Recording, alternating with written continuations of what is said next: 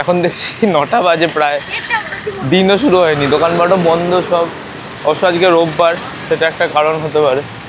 আজকে south Indian breakfast করছে Tokyo. কি খাচ্ছ তুমি টোকো? আপ্পাম খাচ্ছি। টোকিও আজকে আপ্পাম খাচ্ছে। এই লাইনটা হচ্ছে স্পেশাল বোটের লাইন, 300 টাকার লাইন। এটাও বিশাল লম্বা, তাও তুলনামূলকভাবে একটু কম। আমরা প্রায় পৌঁছে গেছি, 5 মিনিটও লাগলো না আসতে। প্রচণ্ড দুলছে, মানে 3টে সমুদ্র যেহেতু মিশেছে এখানে এসে একসাথে। দিদির ভয়টা দেখুন একবার, শুধু হাঁটতে ইচ্ছে করছে কিন্তু মাকে ছাড়বে না। আয় আয় আয় আয় আয়। এত সুন্দর একটা জায়গা, মানে কিভাবে মানুষজন নষ্ট করে না দেখলে বিশ্বাস করা যায় না।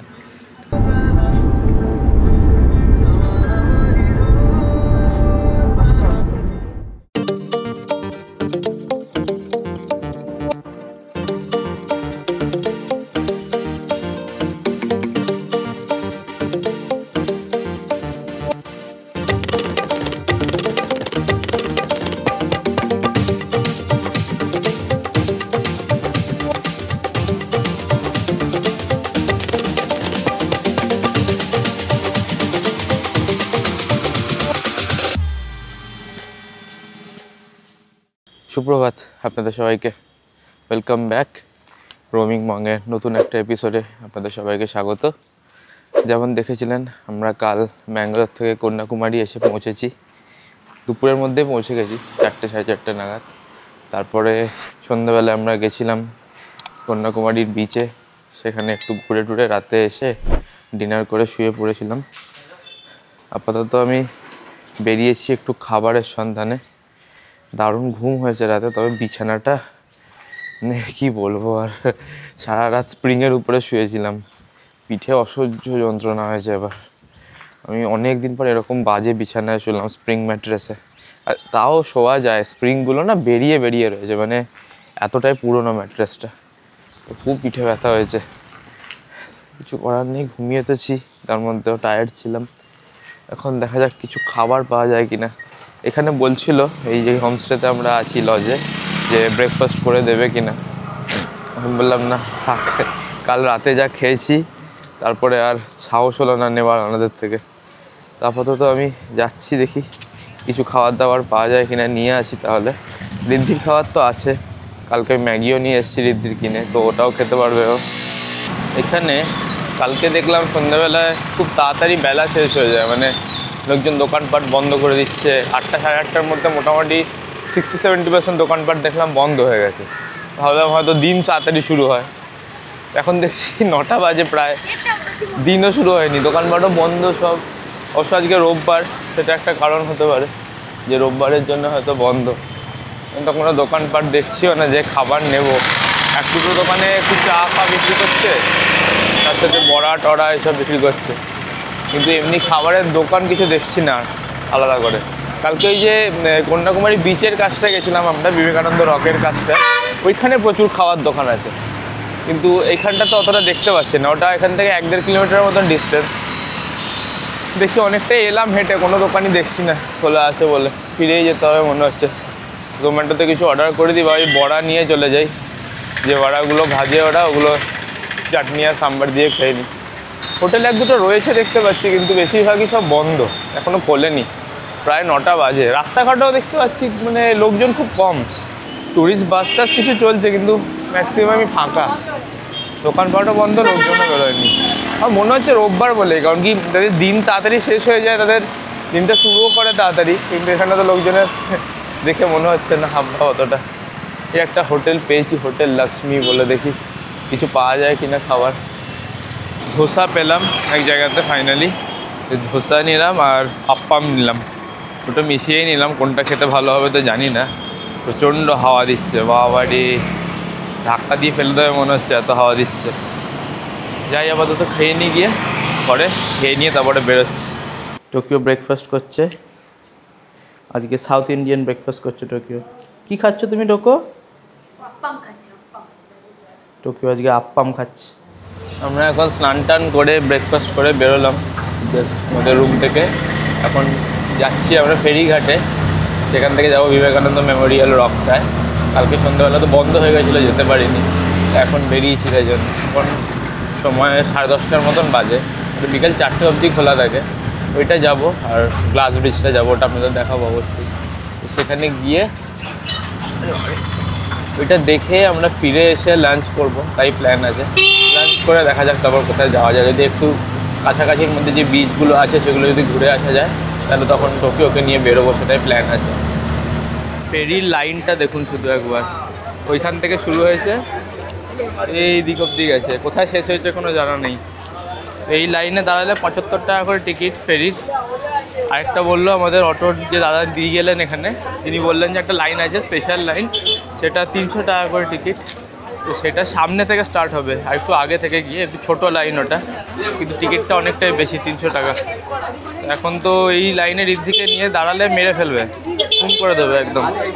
সেই জন্য আর এই লাইনে দাঁড়াচ্ছি না, দেখি 300 টাকার লাইনটাতেই যাই, দেখা যাক কতটুকু লাইন আছে। ওটা তো খুব কম হবে বলে আমার মনে হয় না, দেখা যাক, যাই আগে। বিশাল লম্বা লাইন, বাবা রে বাবা, দেখুন কোথায় শেষ হয়েছে গিয়ে লাইন দেখুন। এই লাইনটা হচ্ছে স্পেশাল বোটের লাইন, 300 টাকার লাইন।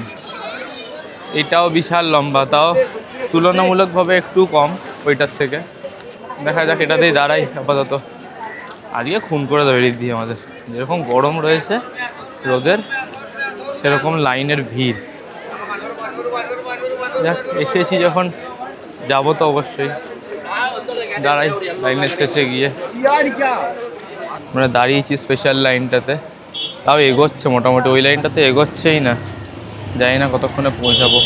ফেরির গেটটা দেখা যাচ্ছে সামনে, ওইখানে গিয়ে দুটো লাইন মিশে যাচ্ছে, ওদিক থেকে একটা লাইন এসছে, এদিক থেকে একটা লাইন যাচ্ছে। প্রচণ্ড রোদ, তাও ছাওয়া দেখে দাঁড়িয়েছি একটু, কিন্তু ঋদ্ধি কিন্তু বলতে নেই দাঁড়িয়েছে লাইনে। ও উজ্জয়নে গিয়ে কালভৈরবের মন্দিরও দাঁড়িয়েছিল 2.5-3 ঘন্টা লাইনে, এখানেও দাঁড়িয়েছে আপাতত। হ্যাঁ, ওখানে ঠান্ডা ছিল সেটা ঠিক, এখানে প্রচণ্ড গরম, জানি না কতক্ষণ সহ্য করে দাঁড়াবে। আপাতত হাঁটছে লাইনে আমাদের সাথে। কিন্তু মুশকিল একটাই, আমার কাছে ক্যাশ বেশি নেই, আর এখানে যদি 300 টাকা করে টিকিট হয় পার হেড, যদি ফোনপে বা জিপে না নেয় তাহলে হয়ে গেল, বেরিয়ে যেতে হবে লাইন থেকে। দেখা যাক কী আছে কপালে। তবে লাইনটা এগোচ্ছে মোটামুটি, দাঁড়িয়ে নেই। ওই লাইনটা এরকম একদম দাঁড়িয়েই রয়েছে, তো আমি নড়তে দেখিনি আসার পর থেকে। 75 টাকার লাইনটা। টিকিট কাউন্টারের সামনে এসে জাস্ট লাইনটা পুরো দাঁড়িয়ে গেছে, লাস্ট 15-20 মিনিট ধরে একই জায়গায় দাঁড়িয়ে রয়েছি। এবার তার একটু ছাওয়ার তলায় এলাম। ডিসেম্বর জানুয়ারি মাসে এরকম যদি গরম হয়, তাহলে গ্রীষ্মকালে কীরকম গরম হয়। কি ঘাম হচ্ছে, অসম্ভব ঘাম হচ্ছে। এইখানে টিকিট কাউন্টার দেখা যাচ্ছে, আমরা ফাইনালি টিকিট কেটেছি। 300 টাকা করে টিকিট, কোনো স্ক্যানার নেই, অনলাইন পেমেন্টের কোনো ব্যবস্থা নেই, ক্যাশেই কাটতে হবে, কিছু করার নেই। তো ক্যাশই কুড়িয়ে কাছিয়ে যা ছিল দিলাম, সেটা দিয়ে যাওয়া আসা দুটো মিলিয়ে 300 টাকারই টিকিট। দেখা যাক কতক্ষণ সময় লাগে। আসলে ফেরি যাচ্ছে, লোক নামাচ্ছে, আবার লোক নিয়ে আসছে এখানে, তারপর এখানে নামিয়ে আবার লোক নিয়ে যাচ্ছে। মনে হয় দুটো ফেরি আছে খুব সম্ভবত, গেলে বুঝতে পারবো সামনে। দেখা যাক কতক্ষণ টাইম লাগে। আমরা ফাইনালি চেপে পড়েছি ফেরিতে। রিদ্ধির মা সামনের দিকে গেছে, আমি আর রিদ্ধি পেছনের দিকটা চেপেছি। সামনে লেডিসদের, রিদ্ধিও লাইফ জ্যাকেট পরে নিয়েছে, আমিও পরে নিয়েছি লাইফ জ্যাকেট। দেখা যাক কতক্ষণ লাগে পৌঁছাতে। মিনিট 5-7 লাগবে, খুব বেশি দূরে তো নয়, দেখাই যাচ্ছে এখান থেকে, সামনেই একদম। ছেড়ে দিয়েছে আমাদের ফেরি।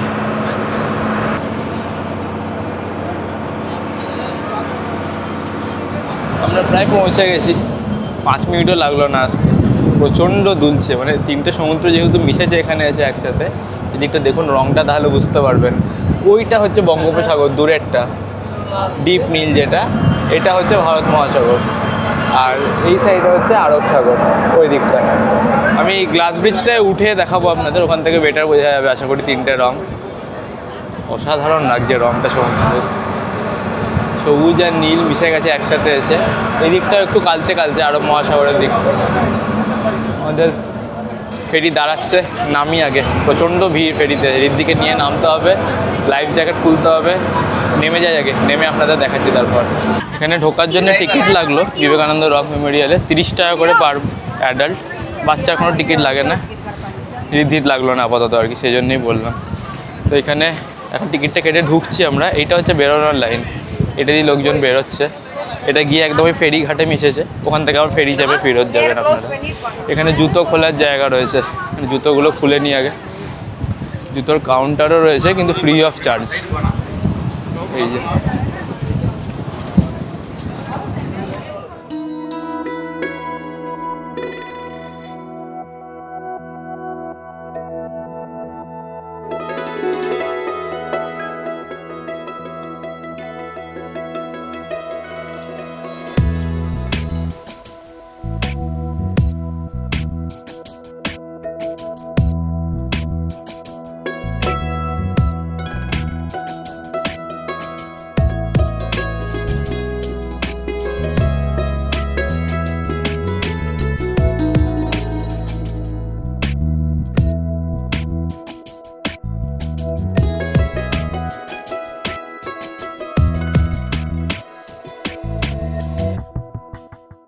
আমরা এই দেখে বেরোলাম বিবেকানন্দ রক মেমোরিয়াল থেকে। কি শান্ত ভেতরটা বাবা, বাইরে এত কিচিরমিচির হচ্ছে, ভেতরে এক ফোঁটা আওয়াজ যাচ্ছে না। আর ঠান্ডা একদম ভেতরটা পুরো, বাইরে এত রোদ, হাওয়া দিচ্ছে যদিও, ভেতরে হাওয়া ঢুকছে না ঠিকই কিন্তু খুব ঠান্ডা ভেতরটা। সানরাইজ ক্যালেন্ডার করা আছে একটা এখানে।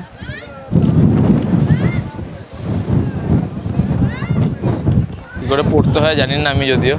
এটা হচ্ছে বিবেকানন্দ রক মেমোরিয়ালের পেছনটা, এই যে এটা হচ্ছে মন্দিরটা, তার পেছনে দাঁড়িয়ে আছে। ভেতরে একটা বিবেকানন্দর মূর্তি রয়েছে বাঁধানো, খুব সুন্দর মূর্তি। আর রামকৃষ্ণদেব পরমহংস আর সারদা দেবীর দুটো ছবি রাখা রয়েছে দুদিকে। খুব সুন্দর ভেতরটা, পরিষ্কার একদম, কিচ্ছু নেই, শুধু মূর্তিটা রয়েছে স্বামী বিবেকানন্দের বিলের। দেখ আমরা 12ই জানুয়ারি আসতে পারলাম না ওনার জন্মদিনে, একদিন পরে এলাম, দেখে গেলাম জায়গাটা। ইচ্ছে ছিল খুব দেখার অনেক দিন ধরে। আর পেছন দিকটাতে মানে আরও জোরে হাওয়া দিচ্ছে। এখান থেকে 3টে সমুদ্রের রং আবছা আবছা বোঝা যাচ্ছে, যদিও রোদটা থাকলে ভালো বোঝা যেত, রোদ নেই এখানটাতে, একটু মেঘ হয়ে গেছে ওপরে, হালকা হালকা একটা রোদের আভা রয়েছে এই জায়গাটাতে। এখানে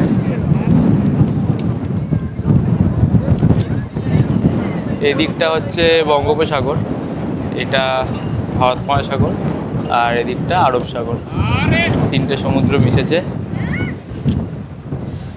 প্রচণ্ড হাওয়া দিচ্ছে।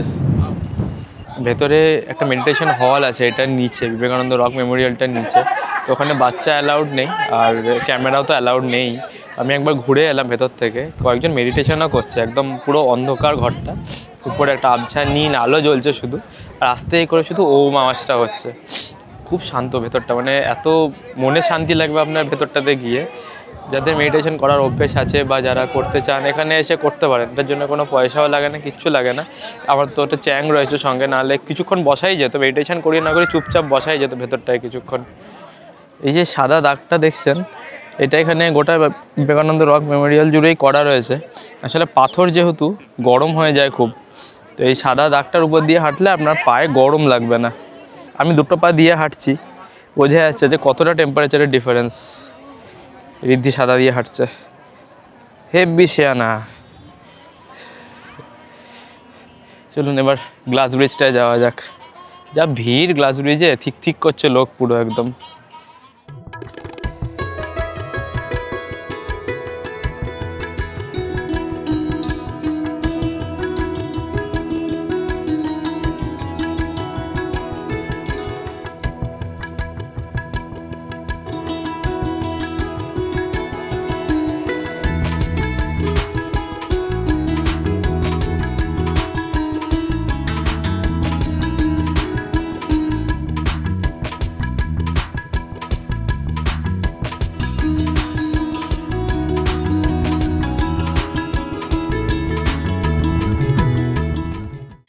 আমরা এই নামলাম যেটি থেকে, নেমে এখন হেঁটে হেঁটে যাচ্ছি।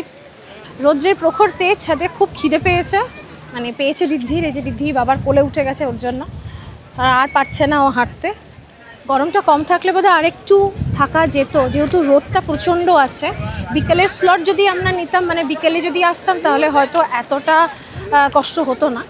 ঠিক আছে, মানে আমাদের যতটা না কষ্ট হচ্ছে, ঋদ্ধি খুব কষ্ট হচ্ছে। আর টোকিও লাঞ্চ করবে, লাঞ্চ তো আর টাইম নেই যদিও। যাই এখন কোনো একটা রেস্টুরেন্টে যাই, খাবো। এই অটো ধরলাম, খেয়ে বেরিয়ে ফেরিঘাটের সামনে থেকেই ধরলাম। আমাদের লজটা থেকে ফেরিঘাট অবধি বা কন্যাকুমারী বিচ অবধি দুটোই যাওয়া আসা 100 টাকা করেই লাগছে প্রতিবারই। যতবার আসছি বা যাচ্ছি 100 টাকা করেই দিতে হচ্ছে। তিনি 150 টাকা চাইছিলেন, কারণ কালকে এসেছি, দুবার গেছি, 100 টাকাতে, আজকে সকালেও এসেছি 100 টাকায়। তারপর বললে 120 দিন, আমি 100 টাকা দেবো যদি হয়তো চলুন। ট্যুরিস্ট দেখলে যা করে আর কি সব জায়গাতে, বুঝতে পেরেছে বাইরের লোক, চলে আসছিলাম। তারপর ডাকলো, চালিয়ে 100 মেয়ে যেতে, যদি পাওয়া যায় আর কি, এক্সট্রা যতটুকু পাওয়া যায়। চলে এসেছি প্রায়, ঢুকেই ফ্রেশ ট্রেশ হই, তারপরে সানসেটের সময় বেরোবো। রিদ্ধি আর বেরোবে বলে আমার মনে হচ্ছে না, দেখি। আমরা একটু বেরোলাম এখন, লাঞ্চ করে ফিরেছিলাম, ফিরে একটু ফ্রেশ হয়ে আবার বেরোলাম। ঋদ্ধির খুব ঘুম পেয়েছে, তাই ঋদ্ধি এখন আপাতত ঘুমোচ্ছে, ওর দিদার দাদুর কাছে ঘুমোচ্ছে। আমরা এখন একটু গাড়ি নিয়ে বেরোলাম, যেহেতু গাড়ি নিয়ে বেরোনোর কারণ হচ্ছে টোকিওকে নিয়ে বেরোনোর জন্য, কারণ এখানে অটোতে অ্যালাউ করবে না মনে হয়। আর ওর জন্য পেছনে বসেছে এখন, আপাতত জানলা দিয়ে দেখছে। টোকিও, কন্যাকুমারী দেখছি। টোকিও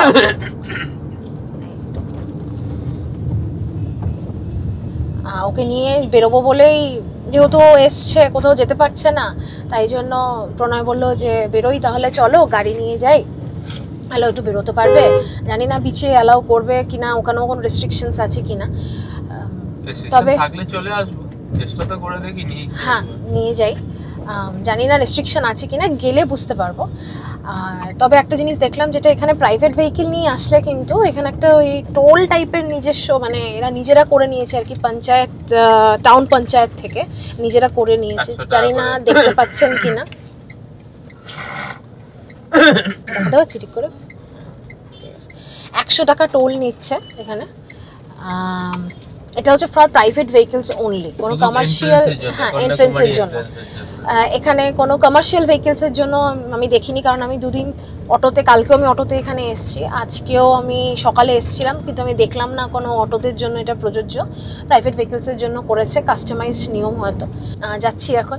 টোকিও খুব আগ্রহ, জিভ বার করে আগ্রহ নিয়ে তাকিয়ে রয়েছে সামনের দিকে। যাই, যদি ঢুকতে পারি। দেখা যাবে না, না সানসেট হয়নি, 6:03 বাজে, আজকে 6:19-এ সানসেট, এখনো সানসেট হয়নি। আকাশের অবস্থা দেখে মনে হচ্ছে সানসেট হয়ে গেছে। না একটু বৃষ্টি হয়েছে, আমরা ঢুকলাম যখন, তারপরে একটু বৃষ্টি হয়েছে, তো দেখে মনে হচ্ছে, কিন্তু হতে পারে, কেননা অনেক মেঘ আছে আকাশে, তো হতে পারে হয়তো যে সানসেট হয়েছে কি মনে হচ্ছে, কারণ গুগল বলছে যে 6:19-এ হবে আজকে। ব্যাঙ্গালোরে 6:11 আর এখানে 6:19। সূর্য তো অস্ত চলে যাচ্ছে, মানে চলে গেছে অলরেডি, তাও কমলা আভা দেখা যাচ্ছে আকাশে। একটা অদ্ভুত জিনিস দেখলাম, যেটা আমার জানা ছিল না। দেখুন এই আকাশে, মানে আমার ডান দিকে আর কি, সূর্য অস্ত যাচ্ছে, যেখানে কমলা হয়ে রয়েছে, মানে অস্ত যাচ্ছে বলতে চলে গেছে আর কি, কারণ এখন সময় হচ্ছে অলরেডি 6:19, না 6:23, এখন 6:23 বাজে, সূর্য অলরেডি অস্ত চলে গেছে, একটু একটু আভা রয়েছে। ঠিক উল্টো দিকে এখান থেকে, আজকে পূর্ণিমা, যেহেতু পূর্ণিমা এখনও রয়েছে, মঙ্গলবার কালকে আর কি পূর্ণিমা ছেড়ে যাবে। চাঁদটা জানি না দেখতে পাচ্ছেন কি না, চাঁদটা দেখা যাচ্ছে, পুরো ফুল মুন আর কি, পুরো দেখা যাচ্ছে। আমি এটা কখনো দেখিনি যে সূর্য অস্ত যাচ্ছে একই সাথে চাঁদও উঠছে, এটা আমি দেখিনি, এটা আমি ফার্স্ট দেখলাম, আমার কাছে ভালো লাগলো তাই শেয়ার করলাম।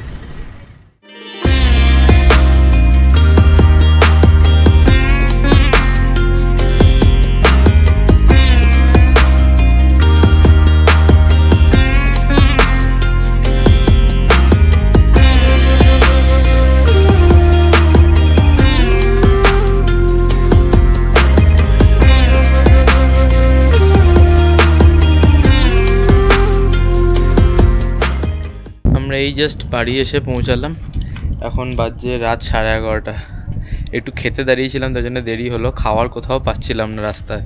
সব জায়গাতে আজকে এই পোঙ্গালের জন্য একদম ফিক্সড মেনু করে দিয়েছে, ধোসা, ইডলি, ফ্রাইড রাইস আর 3-4টে আইটেম, মানে ওর বাইরে কিচ্ছু নেই।